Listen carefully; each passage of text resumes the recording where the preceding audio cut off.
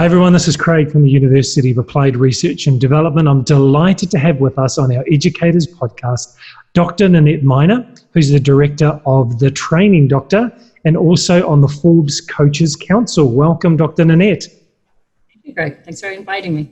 Fantastic to have you here. Why don't you tell us what you do as part of the Training Doctor?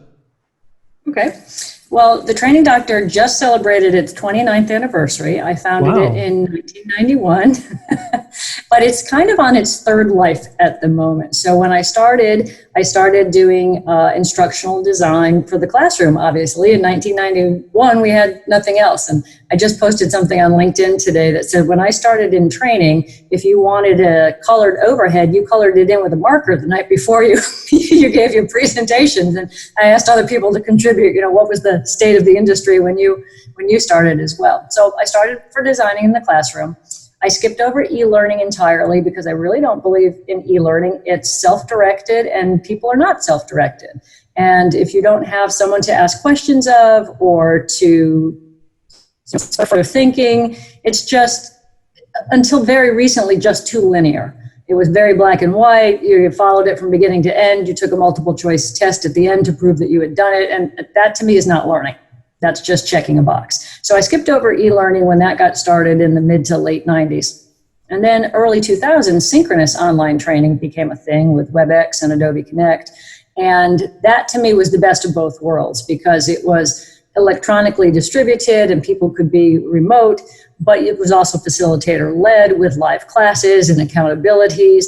And the thing that I think was best about it, or is best about it, is you're not going to ask somebody to come online for 8 hours, where you would send them to a classroom for 8 hours. The most you could ask them to do online is maybe 90 minutes or 2 hours. So the beautiful part about learning in the synchronous environment is that I believe you can have better learning outcomes because now you have pauses between the learning events. And so people have time to reflect and come up with questions and come back to the next session with those questions. And I was always a very firm believer when I was designing for VILT, virtual instructor-led training, that they needed to do assignments in between the live sessions so that it was applied. They didn't just come to hear a lecture, which is not the way I design anyway. To me, if you're bringing people together, then they should be doing something together. If you were bringing them together to listen to you deliver something, then why didn't you just record it and send it to them? Now we're back to e-learning. So my online classes, synchronously, when I design them, are very interactive and very collaborative. That's the beauty of having the synchronous platform. But then you need to go back on the job and do something that applies that.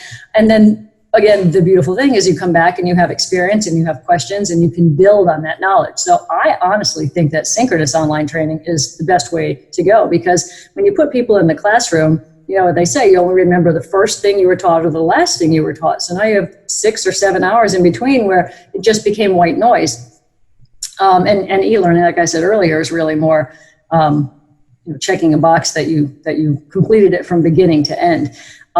So I did synchronous online training, and a lot of what I did was take what used to exist in the classroom and move it to the online environment. And that was a very aha moment because what I would tell clients all the time is I cannot recreate this class online. I can get people to the same learning outcome, but they can't have the same experience that they would in the classroom because honestly, we waste a lot of time in the classroom. Mm-hmm. If you put people into a breakout room, you say to them, okay, find 2 partners, it's like 10 minutes before you can get them to regroup. And anybody who's been in training and teaching knows that you'll give them instructions. And then as soon as you say, okay, now you have 20 minutes to work, then they raise their hand and they say, what are we supposed to be doing? So there's a lot of wasted time in the classroom where the synchronous environment can go a lot faster. And also people can get bored more easily in the synchronous environment. So the design process is a lot faster. You don't want to ask them to do anything for more than a few minutes unless they're, like, say, in a breakout room and doing something collaboratively because they'll just go into a zone. And there's only so long you can ask somebody to look at a screen. So I spent 15 years designing synchronous training for clients, which came at a time because companies were becoming more global. And even if they weren't global, sometimes I remember one client was in a large city and they had 5 different buildings in that city. So we just did synchronous training, even though they were in the same city, because it was just cumbersome to bring them all together to a central location that you could have just as good learning outcomes synchronously. So I did that for about 15 years. And then in 2015, I had an aha moment when you started to hear all of the rumblings about how the boomers were going to be out of the workforce come 2030. And I thought, you know what we really do poorly in learning and development and professional development is preparing future leaders. We typically wait until people are in a leadership role and then we give them leadership training, which I think is mean, unfair, right, because now you're giving them functional responsibilities and asking them to change their behavior at the same time. So, and we all know in training, the hardest thing to do is get someone to change their behavior through training. So if you want to change your behavior, it's a long process of thinking it through and having some experiences and reconsidering what your beliefs are, what your behaviors are. So you don't just put somebody through a training class and say, okay, now you know how to be a coach. Now you know how to give, constructive feedback. They might get it conceptually, but there's no way that they're going to be good at it. And then I believe when push comes to shove, what are people getting evaluated on but their functional outcomes? So the leadership techniques are going to go out the window. So I decided about 5 years ago what my legacy was going to be in the world of training and development was to develop leaders earlier on, because when the boomers leave, and now I think that's going to happen a lot sooner because of the pandemic. I mean, companies are downsizing. American Airlines in the US announced at the beginning of June that they were getting rid of a third of their management staff. British Petroleum announced about a week later that they were getting rid of 50% of their senior executive staff. So we're losing a lot of leadership even before 2030. And I was thinking 2030 is a short deadline to get people skilled in leadership. To do it in 10 years is not, typically what we do, as I said, is we wait till we promote somebody and train them. But the other side of that is people learn leadership through osmosis because they've been on the job for 15 or 20 or 25 years before they become a leader. And the millennials and the Gen Z don't have that time frame. So we really need to speed up this leadership development process. So in 2015, I decided that's my mission for the rest of my life. I am doing training and I'm doing development, but only in the realm of leadership. And my real focus is millennials and Gen Z. And I call it leadership from day one. My philosophy is if you start training people in leadership skills the minute they walk in the door, then you don't have to ask them to change their behavior 10 or 15 years down the road. Meanwhile, the whole organization is going to benefit from that, even if they don't become a leader. If you've given everyone leadership skills so that they are a better communicator, a better problem solver, a better collaborator, the whole organization is going to benefit whether those people actually become leaders or not. They're going to be better at self-management, which again, now because of this pandemic, we sent everybody home to work. So they really do have to have self-management skills. But just the whole organization, it's the phrase of a rising tide lifts all boats. If everybody has better skills, which I'll label leadership skills, but basically are good work habits and good business skills, the organization as a whole is going to do better. And then you don't have to worry about 10, 15 years from now when you promote somebody into a leadership role that they fail being a leader because you never prepared them to be a leader. How do you deal with companies that say, well, if we train them, they'll go, and people don't stay in single companies for long periods of time? So we train them now with a 10-year view, but they go. They've been saying that for years. I mean, I've been hearing that since I started in business 29 years ago. So my flippant answer is what Zig Ziglar, the motivational speaker, used to say is, well, what if you don't train them and they stay? Yes, exactly. But my ROI argument, and all of what I do is based on the return on investment for the client organization. My ROI argument is if people know that they're getting professional, especially millennials, want professional development more than anything else. Money's great, flexibility is good, but what they say they want is professional development. And Gen Z is saying the same thing now as well. Now, Gen Z's just joined the workforce, so they don't have that much clout yet, but they're saying the exact same thing. So if people know that they're going to have professional development through your organization, they are going to stay loyal to you because they're moving along in their career. And I honestly believe that most people leave an organization because they feel stymied in their career and they want to learn something new and they're not getting it from you. So, all right, I guess I have to get a new job if I want to learn something new and move my career along. So if you have a career path for people, I just gave a webinar on this a week or so ago, and I said, what you need to do on day one is have them fill out their HR paperwork and give them their career path and their learning path for the next 3 or 5 years. If they know where they're going in your organization, they will stick with you. But companies don't do that, and that's why they have the turnover. And the turnover is so expensive, it's ridiculous. I just read something like earlier this afternoon that said the average salary in the United States is $56,000, and if your turnover in your company, if you had a 1,000-person company, I think it said, with a 22% turnover, you'd be spending $18 million in turnover costs by the time you had to recruit and interview and hire, and then the time on the job while they were learning about it. And I don't know how things have been working in the rest of the world, but what I'm seeing here in the US is they won't even post for a replacement until the first person is gone. So the loss to knowledge is ridiculous. There's a void. And like my husband's boss left his job in March. He just got a new one in June. Prior to that, the one that left in March, when he joined the organization 2 or 3 years ago, that position was open for 9 months. Like, I don't know how companies, either how do they function without that position, or they should be saying, why did we have this position to begin with if we've been humming along just fine without it? Yeah, that's interesting. You're saying about training. I'd be really interested to hear your feedback about engagement levels, particularly with these two generations, which are so important going forward. I think that engagement levels are really low in what we see as online learning or flipped learning, and also attention spans. I think attention spans have got really short as well. How do you build that into your training? That is a conundrum. It really is. Engagement levels, I think, can be enhanced, again, by showing that you're investing in the employee. So the employee is going to stay vested with the organization if they know that you're contributing to their professional development. But attention levels is the tricky one, because even though we have, or I've mentioned the millennials and the Gen Z, within the millennials, there's even a split between the older millennials and the younger millennials, and how they view leadership and how they view their work environment. Like, Gen Z doesn't believe that work is a place where you need to go, or that you go to work in order to then enjoy your free time later, that work should be integrated with your life. It should fit your lifestyle. And the biggest challenge at the moment is that Gen Z is a very video-driven generation. Yes. They grew up with YouTube. They will go to YouTube as a search engine to find out information. So to be effective in instructing that group, you really need to go the video route. But the older millennials don't have that leaning. So that's tough if you're going to focus on those two generational cohorts in terms of your development.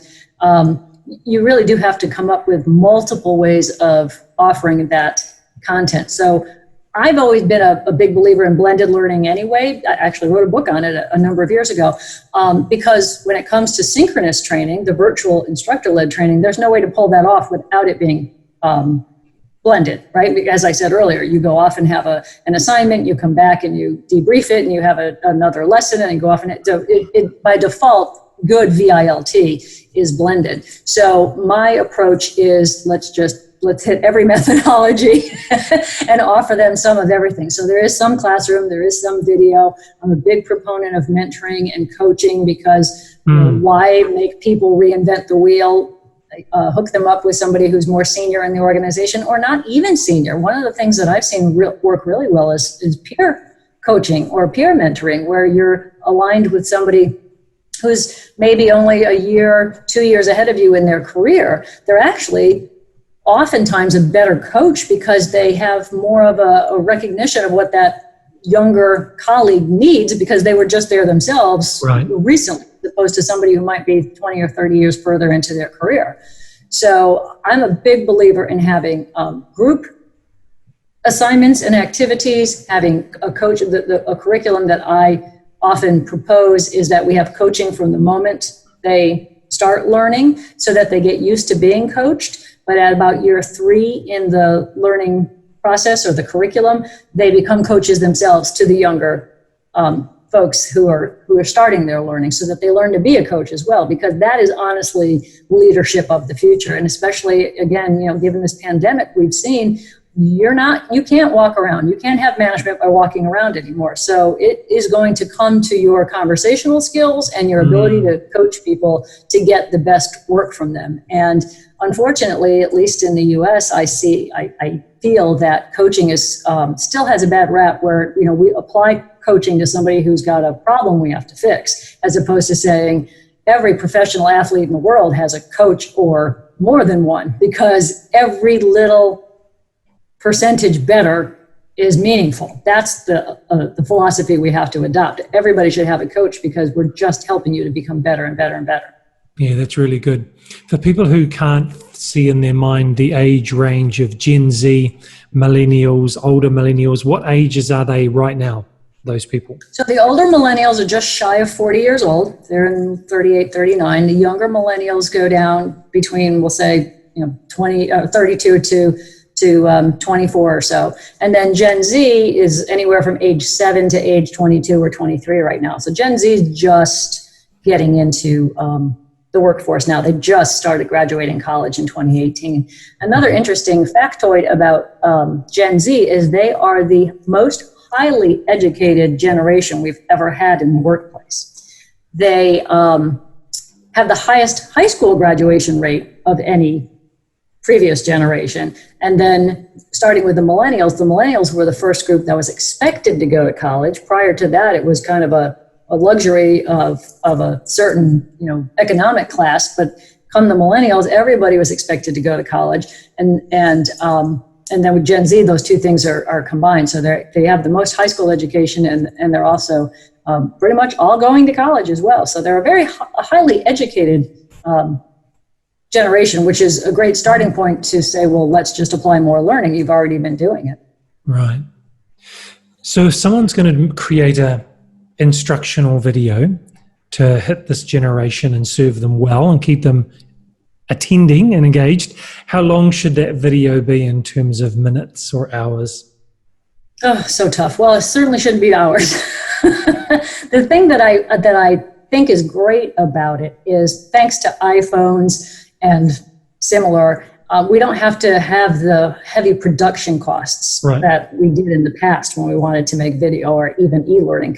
Another reason why I didn't embrace e-learning is it was so prohibitively expensive, and we weren't even sure people were completing it. So why would I ask my clients to go through all that expense when we knew that generally people don't finish their self-directed learning? So here's a fine point on that video. If you're going to make it 3 minutes or less, which generally is an attention span, right? I mean, I don't know about you, but if I'm on LinkedIn and I'm scrolling and I see that somebody has a video, I will look and see how long it is before I'll decide if I'm going to pause. Right. And exactly. watch it. If it's over 3 minutes or so, I probably won't watch it. So if we want people to actually watch it beginning to end and get the full lesson, we probably can't go over 3 minutes. But the downside of that is, in terms of learning, then I don't label that learning. I label that performance support.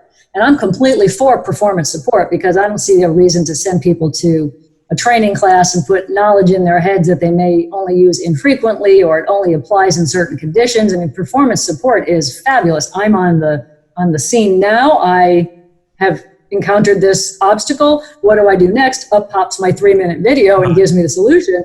That's fabulous, but that's not learning. So we do have to make that fine distinction. It's not learning because people won't absorb it. I mean, my husband is addicted to his GPS, right? Even if we're going someplace where he's been 5 times before, he can't do it because he's never paid attention to the environment. Right. He pays attention to the GPS, and he pays attention to what it tells him to do next. And I mean, plenty of times I'm sitting next to him going, really? I mean, this is like the 4th time we've been here. Why do you have to plug that into the GPS?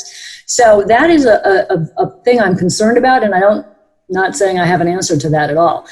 There's great benefits in having video, having it as a performance support tool, but when we really want people to learn, that's a more lengthy process where we have them exposed to the content numerous times in numerous ways, and we give them the opportunity to practice it, and we give them the opportunity to reflect on it, and and ask for coaching or come back and process it in some way, that's learning. So I guess I'm offering both then.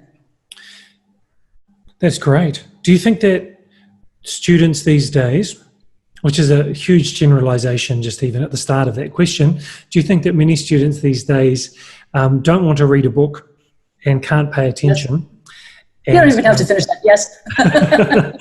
And that's because of all the social media distraction and everything like that. And people don't want to remember things because I can just Google it.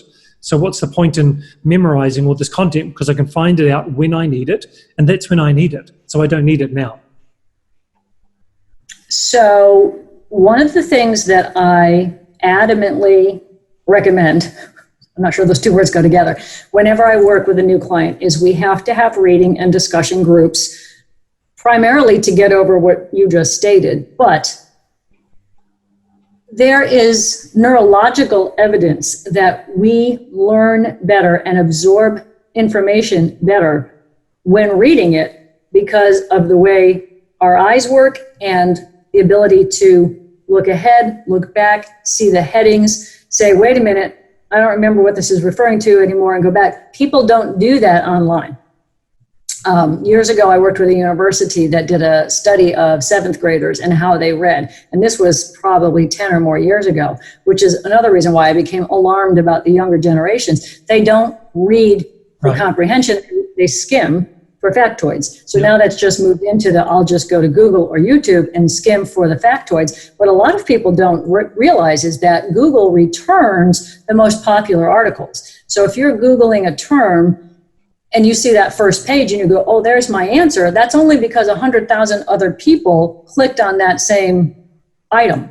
If you go to pages 3 and 5 and 72, you're going to find entirely different information. So Google ranks things in terms of their popularity. There was an article in a magazine called The Atlantic many years ago. I'm going to say at least 10 years ago. That was called, Is Google Making Us Stupid? And the answer is yes, because of that reason, because it brings back the most popular results. So I'm adamant that we have to have reading and discussion groups because people don't read, and I need them to learn. If you're going to be an organizational leader, there's so much information coming at you. You have to know how to process and synthesize and then make the best decision that you can. And one of the best ways to learn to do that is through reading, because you're exposed to so many different ideas. The other thing that I'm passionate about is that not only are we not teaching leadership, but in alignment with that, parallel to that, we're not teaching people to be business people.